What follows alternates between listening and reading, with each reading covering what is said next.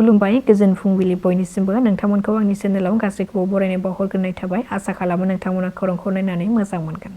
मिरुनि बारग' मन्त्रि बिरेन सिं इंतिया रुंसारि जाबाय। खौरां मोननाय बादिब्ला बिथाङा गोबाव समनिफ्रायनो गोब्राब बेरामजों नाख्रेबजानानै दङमोन। फाहामथाय लाबाय थानाय समावनो बिथाङा गुवाहाटीनि गंसे देहा फाहामसालियाव 90 बोसोर बैसोआव जोबथाहांबोयो। सुलुंनिफ्राय मिथिनो हानाय बादिब्ला बिथांनि गोथै देहाखौ डिफुनि राजभवनाव जोबथा मान बावनो थाखाय सानथामसिम लाखिनाय जागोन। रायजोनि गोबां ओनसोलाव मैया मेल खुंनानै आइजोफोरनि खनसेनो 3 दाननि अरुणोदय 3.0 नि रां गासै 9,000 रांखौ गिबि मन्त्रि डक्टर हिमन्त बिश्व शर्मा बिथाङा गावनि खोथा होनाय बादियै मेलनि गेजेरजों एकाउन्टआव सोनानै होबाय। मैया फुंनि 10:30 रिंगासो समाव रांखौ सोनानै होनाय जायो। गिबि मन्त्रि डक्टर हिमन्त बिश्व शर्माया बे अरुणोदयनि मेलाव बाहागो लानानै फैगौ समाव माइरं, दालि, संख्रि, सेनि होनायजों लोगोसे बेसेन होआलासेनो जानाय थाव आरो 8 केजि साहा बिलाइ एबा सापात होनो थाखायबो फोसावदों। गुवाहाटीनि खानापारायाव मैया अरुणोदयनि रां होनाय हाबाफारियाव बाहागो लानानै बे गेदेर खौरांखौ फोसावदों गिबि मन्थ्रिया। प्रमद बर'नि दैदेननाय बिटिआर सोरखारा थांनाय 2024-25 मायथाइयावनो खुंजानाय ग्रेड 3 आरो ग्रेड 4 नि आनजादा जानानै थांदोंमोन।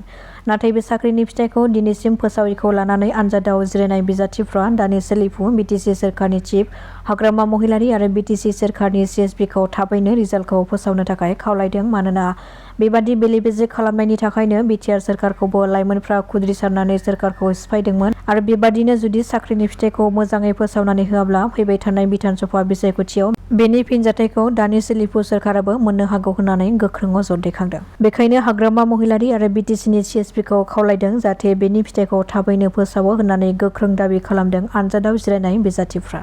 कक्राझाराव फिन आरोबाव मानसि बुथारनाय जाथायनि सोमोन्दै मिथिनो हानाय बादिब्ला कक्राझारनि सालाकाथियाव गंसे नखराव सासे कनकन राभा मुंनि सुबुंनि गोथै देहाखौ कक्राझार पुलिसआ बोखांनो हादों।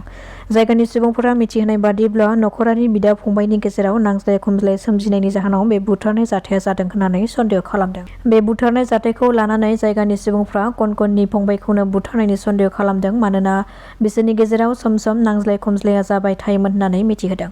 पुलिसआ बे जाथायनि सायाव संदाननानै दायनिगिरिखौ हमनो थाखाय संदाननाय खामानिखौ जागायबाय। नाथाय सोर बुथारदों बेयो दासिमबो रोखा जायाखै। रायजोआव दासान्दि गोबां ओनसोलावनो उन्दै-उन्दै गथ'फोरखौ फुस्लायनानै लांखारनो नाजानाय खौराङा गोबां गोसारनायखौ नुनो मोननाय जादों। बेबादिनो गुवाहाटी सोहोरावबो सासे आइजोखौ 3 बोसोर बैसोनि उन्दै गथ'खौ चकलेट चिप्स जाहोनानै फुस्लायनानै लांखारनो नाजानायनि दायाव पुलिसआ एरेस्ट खालामदों। पुलिसआ मिथिहोनाय बादिब्ला बे हमजानाय आइजोखौ कचबिहारनि मीना रय होननानै सिनायथि होदों। गुवाहाटी सोहोरनि खिजुबारियाव हमनो हायो बे मीना रय मुंनि आइजोखौ। बेखायनो जायफोर बिमा-बिफाफ्रा उन्दै-उन्दै गथ'फोर दङ गाव-गावनि फिसाफोरखौ मोजाङै नोजोर लाखिनाया मोजां जाहाथे गेदेर खैफोदाव गोग्लैया।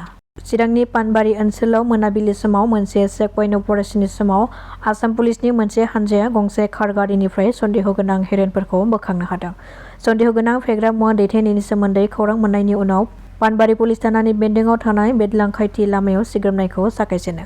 अपारेशननि समाव पाटिला दहानिफ्राय पानबारिथिं थांनाय AA01GH7537 रेजिस्ट्रेशन नम्बरनि गंसे मारुति सुजुकी डिजेल गारिखौबो हमनो हादों। गारिखौ सिग्रोमनाय समाव पुलिसआ 710.88 ग्राम लिरथायनि सन्देह गोनां हेर'इनफोरखौ बोखांनायजों लोगोसे मोन 10 साबुननि बाक्सुखौबो बोखांनो हादों आरो गारि ड्राइभारखौबो हमनो हादों। बे जाथायजों सोमोन्दो थानाय गारि सालायगिरिखौ बङाइगाव जिल्लानि मानिकपुर पुलिस थानानि बेन्दोंआव थानाय सालमारा गामिनि थागिबि आलिमुद्दिन 25 बोसोर बैसोनि होननानै सिनायथि होदों। रायजो सभा मासियाव देरहासारनानै गोदानै एमपि महरै सायख'जानाय बिटिआरनि बारग' सिएम प्रमद बर' बिथांखौ सनितपुर आरो बिश्वनाथ जिल्ला दुलाराय बर' फरायसा आफाद, बर' थुनलाइ आफाद, इउपिपिएल आरो गोबां हान्जाफ्राव जयै मान बावनायजों लोगोसे बरायनायखौ नुनो मोननाय जादों। आं सनितपुर जिल्ला दुलाराय बर' फरायसा आफाद आरो गासैबो दखराफोर लोगोसे जिल्ला थुनलाइ आफादखौ साबायखर बावदों। बिथांमोना बर' हारिनि गेजेराव आरोबाव सासे रायजो सभायाव एमपि मोननायखौ गोजोननानै बिथांमोना बरायदों। सनितपुर आरो बिश्वनाथ गहपुर आगोलाव सनितपुर जिल्लामोन बोखावजायै दा मोनथाम जाबाय। दा बेवहाय गोबां रोखोमनि जेंनाफोर दङ। बे गामि सोसननाय गोदानै जिल्ला जानांगो, समष्टि जानांगो, बिनि फरायसालिफ्रा प्रभिन्सियेलाइज जानांगो, बेबायदि गोबां जेंना दङ। वाइल्ड लाइफआव थानाय जोंनि 4,000सो सुबुङा हानि मोनथायखौ मोननांगो। दा बे बाथ्राफोरखौ जोङो सावरायदों। इयुनाव नैबे बिसायख'थि थांनायनि उनाव आसामावबो आरो दिल्लीयावबो बे आयदाफोरखौ जोङो नारसिनगोन आरो थांनाय गोलाव सम सोमावसारबोनायनि गेजेरजों माखासे जेंनाफ्रा जोब्बाय, माखासेया जोबाखै। सनितपुर जिल्लायाव रायजो जानाय जोंनि बर' फिसाफ्रा इयुनाव जाहाथे गोजोरै आरो गोजोनै रायजो जानो हायो बिनि थाखाय गासैबो जेंनाफोरखौ सुस्रांनो थाखाय थांनाय समाव जों जेरै खामानि मावदों फैबाय थानाय समाव पलिटिकेलि आरो गभर्नमेन्ट सिस्टेमनि गेजेरजों बे जेंनाफोरखौ सुस्रांनो थाखाय अराय सम खामानि मावलांबाय थागोन। दानि सिगाङाव जोङो मालाबा सानै बर' हारि हिसाबै एमपि मोनबोदों, लकसभायाव सासे, राज्य सभायाव सासे, मालाबाबो जों साथाम मोनाखैमोन। गोबां खामानि मावनांगौ दङ, दिनै हारिनि थाखायबो दङ। गिबियावनो एकर्ड इमप्लिमेन्टेसना बयनिख्रुइ गोनां जानानै फैदों, मानोना बे एकर्ड इमप्लिमेन्टेसनजोंनो बिटिसि एबा बिटिआरआ स्ट्रं जानाय, बेजों लोगोसे बेयाव रायजो जानाय जोंनि हारि आरो गुबुन हारिफोरा रांखान्थि बिथिङाव, सोलोंथाइ बिथिङाव, गुबुन गुबुन बिथिङाव जौगानायनि बाथ्राया लोब्बा जानानै दङ। आरो बिनि अनगायै दिनै भारत हादराव नायोब्ला गोबां हारिफ्रा गोग्लैसोनानै दङ।